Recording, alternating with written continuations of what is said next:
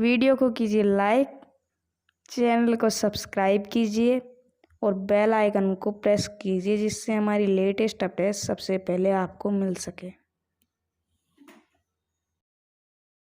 Good morning student. Question number 5 तक हम पिछली वीडियो कर चुके थे। आज हम क्वेश्चन नंबर 6 स्टार्ट करेंगे।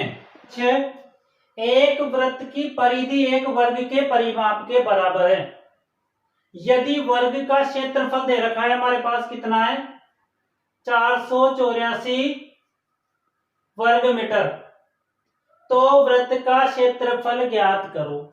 ठीक है, अब यहाँ पर वृत्त को वर्ग से कॉम्बिनेशन किया है हमको, तो हम किस तरीके से करेंगे वर्ग। सबसे पहले वर्ग के फॉर्मूले यहाँ पर हमें याद रखने होंगे। वर्ग किसे कहते हैं ये सबको पता होगा कि एक ऐसी आकृति जिसकी चारों भुजाओं का मान समान होता है वो क्या कहलाता है, वर्ग। तो यहां पर डेफिनेशन लिखाने की बिल्कुल आवश्यकता नहीं है, हमें केवल फॉर्मूले लिखना है। वर्ग का परिमाप, वर्ग का परिमाप होता है 4 इंटू भुजा। ये सारी वर्ग की क्या होती है, भुजाएं होती है।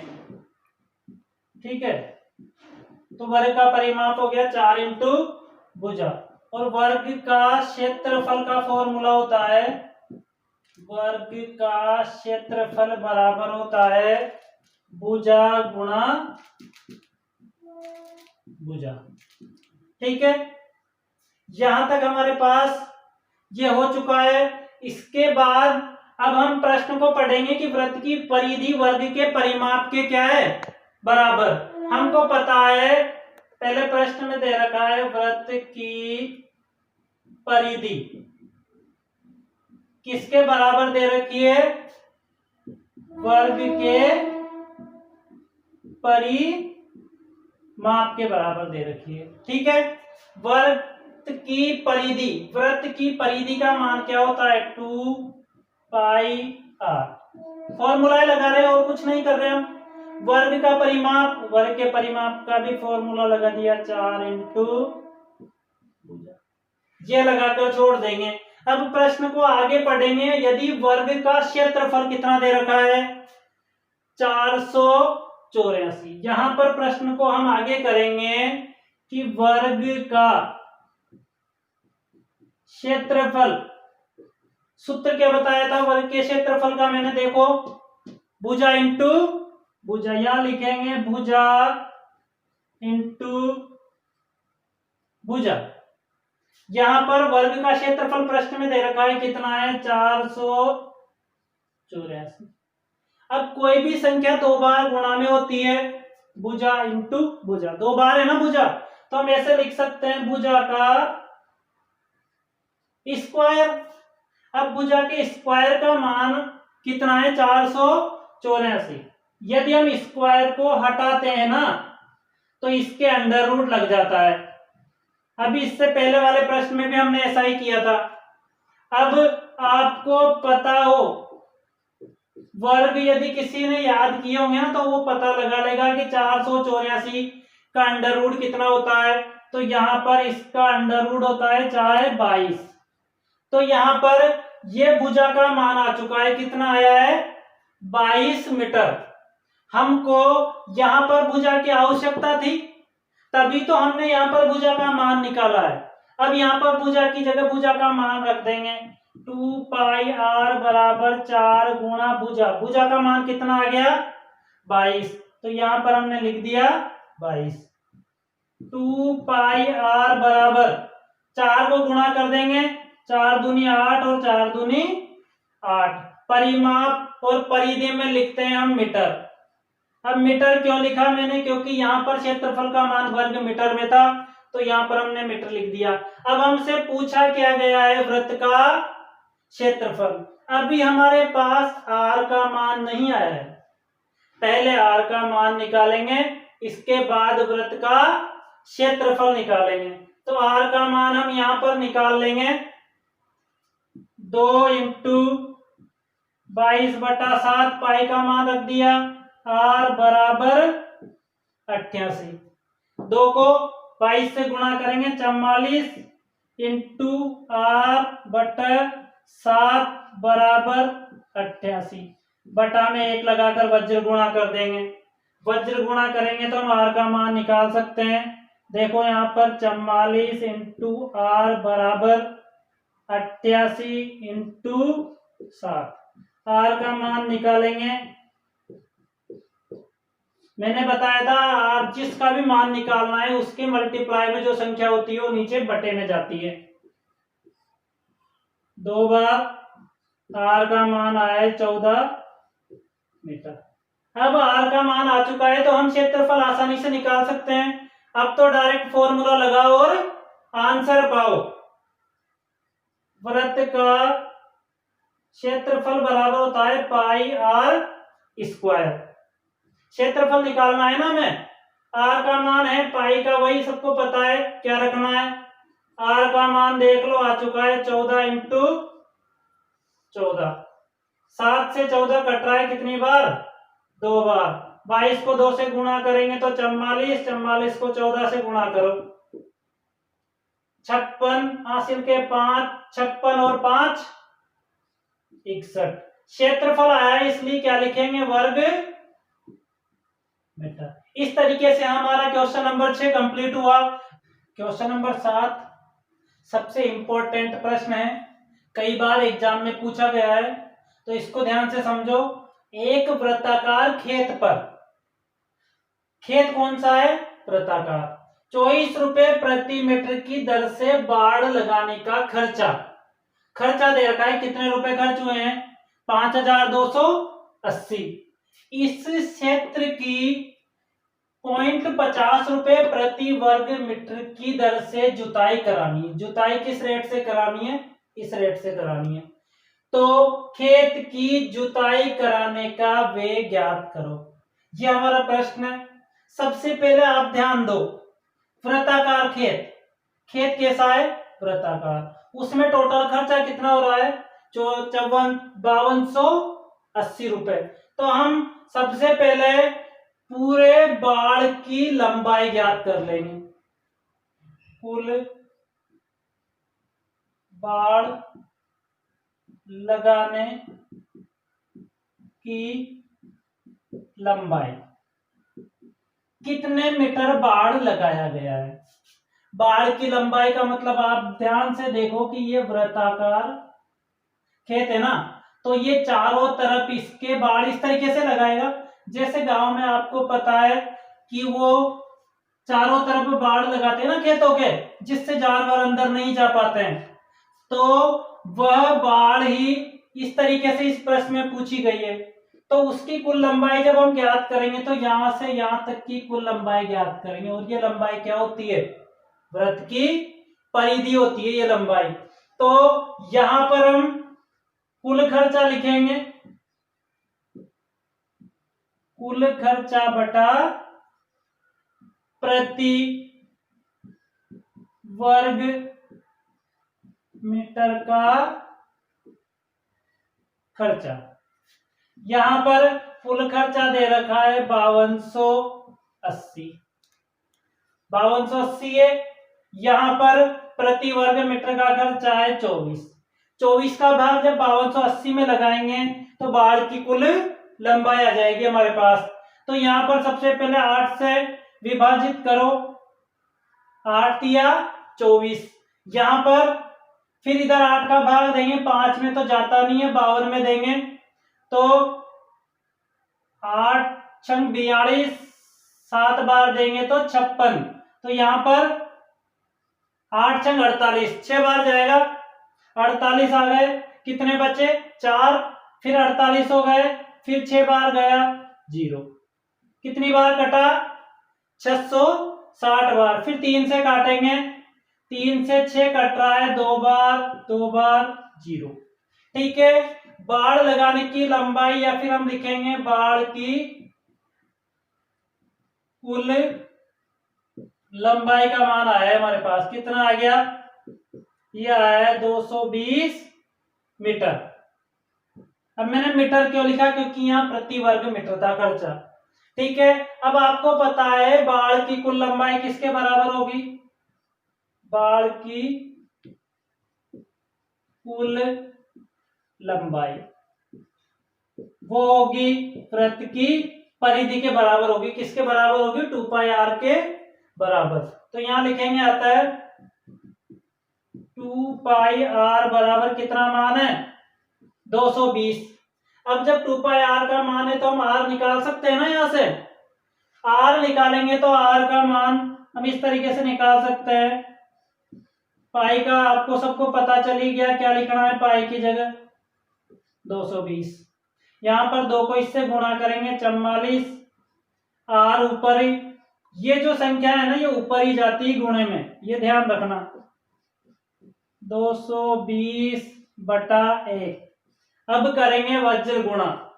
वज्र गुणा करेंगे तो 7 को तो गुणा करेंगे 220 से, 1 को गुणा करेंगे इनसे, 1 को इनसे गुणा करेंगे तो ये आएंगे 44 इंटू आर बराबर 220 इंटू में क्या आएगा? 7। आर का मान निकाल सकते हैं 220 इंटू 7 बटा 44। अब आप ध्यान दो 11 से विभाजित हो रहा है 4 बार, 11 दूनी 22। फिर 4 से विभाजित हो रहा है 20 कितनी बार? 5 बार। आर का मान आया 5 इंटू 7। गुणा करना सबको आता होगा 35 मीटर। यहां तक हमारे पास अभी तक त्रिज्या का मान निकला है। हमसे पूछा क्या है?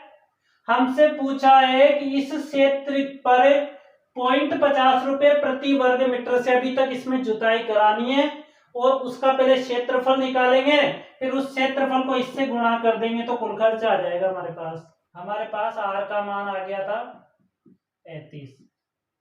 पहले वृत्ताकार खेत का क्षेत्रफल निकालेंगे। वृत्ताकार खेत का क्षेत्रफल फॉर्मूला होता है पाई आर स्क्वायर। पाई का मान सबको पता है, बार बार बताने की आवश्यकता नहीं, वही लिख देंगे। आर का मान हमारे पास आ चुका है 35। आपको पता है आर स्क्वायर है तो आर का मान हमें 2 बार लिखना है। 7 से 35 विभाजित हो रहा है 5 बार। 5 को 22 से गुणा करेंगे तो 110। 110 को 35 से गुणा करो तो आएगा 3850। अब क्षेत्रफल है इसलिए क्या लिखेंगे? वर्ग मीटर। अब यहां तक क्षेत्रफल हमने निकाल लिया। हमसे क्षेत्रफल का मान भी नहीं पूछा है प्रश्न में। प्रश्न में कहा है कि इसकी इस दर से हमें टोटल खर्चा निकालना है। तो यहां पर लिखेंगे जुताई का कुल खर्चा। जुताई का कुल खर्चा बराबर, जुताई का कुल खर्चा हमें लगाना है तो 3850 इंटू 0.50 तो आएगा हमारा 1925। अब खर्च आए, खर्चा ना तो मीटर में होता है ना सेंटीमीटर में होता है, खर्चा होता है रुपए में, और ये हमारा आंसर हो जाएगा। देखो क्वेश्चन नंबर 8, यह भी एग्जाम की दृष्टि से इंपॉर्टेंट है। एक वृत्ताकार घास के मैदान की त्रिज्या कितनी है? 35 मीटर। इसके चारों ओर 7 मीटर चौड़ा मार्ग बना हुआ है। मार्ग की चौड़ाई दे रखी कितने मीटर है? 7 मीटर। और मार्ग का हमें क्षेत्रफल ज्ञात करना है।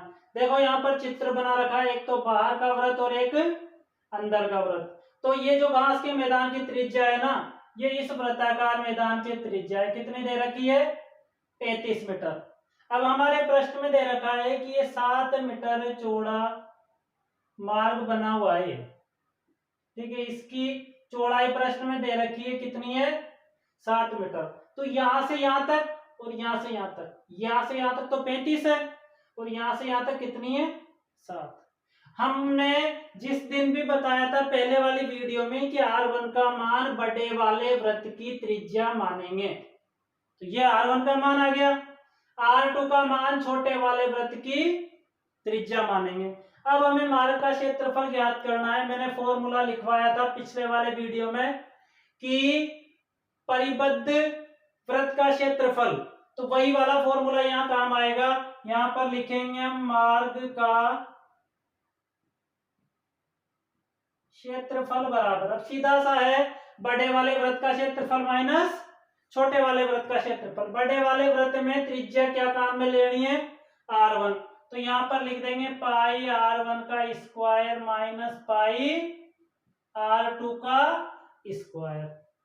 पाई आ गया कॉमन, फॉर्मूला यही लिखवाया था, ध्यान देना, पिछले वाली वीडियो किसी ने देखी हो तो उसको यहाँ पर पता चल जाएगा। पाई का मान लिख देंगे, कितना है सबको पता है, r1 का मान देखो कितना है 42, इसका स्क्वायर, माइनस r2 का मान कितना है 35, इसका भी स्क्वायर।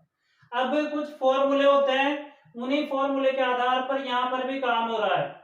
यहाँ पर फॉर्मूला लग रहा है a का स्क्वायर माइनस b का स्क्वायर, ये इंपॉर्टेंट है, इसको थोड़ा स्पेशल तरीके से ध्यान रखना। इसका होता है, इसको जब खोलते हैं ना इस फॉर्मूले को, तो ये होता है एक बार तो a प्लस बी और एक बार a माइनस बी।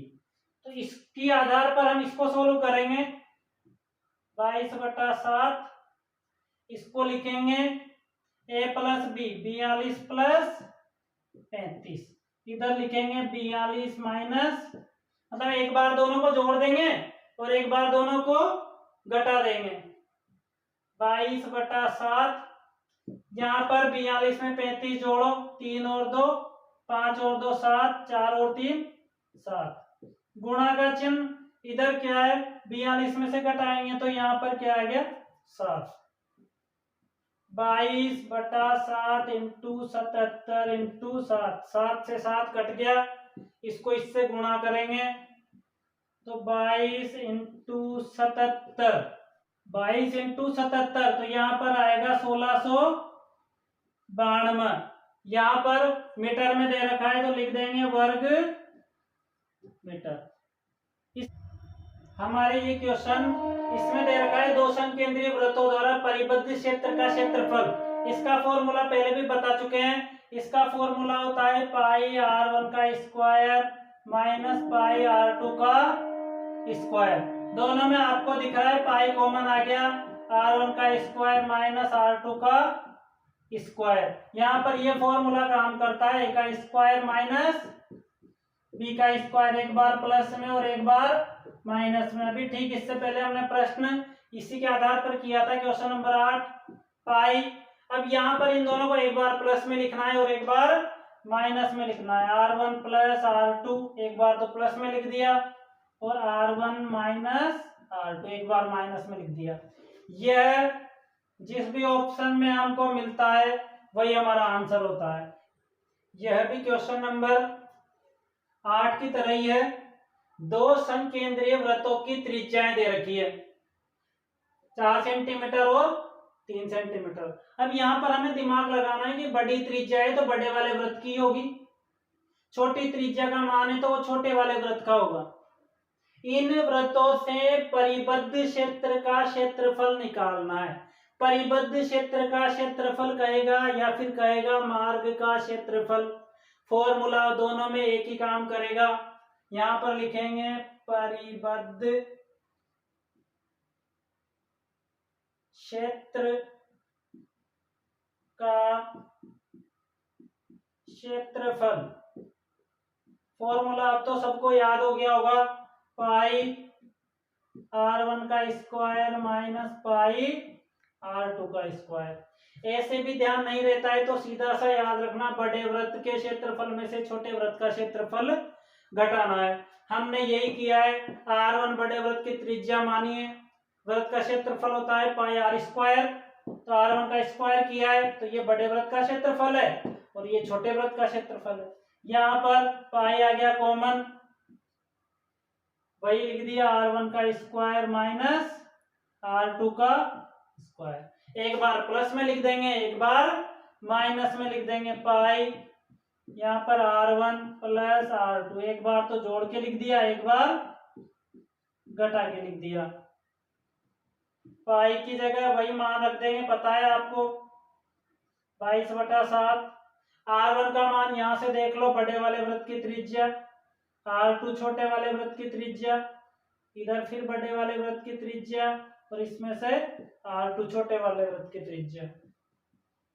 22/7 इन दोनों को जोड़ेंगे तो, क्योंकि यहां पर गुणा का चिन्ह मानते हैं हम, तो 4 और 3 7, फिर गुणा में 4 में से 3 घटाएंगे तो 1, 7 से 7 कट गया, 22 को गुणा करेंगे 1 से तो कितना आया 22। क्षेत्रफल है, यहां पर सेंटीमीटर दे रखा है तो यहां पर लिखेंगे वर्ग सेंटीमीटर।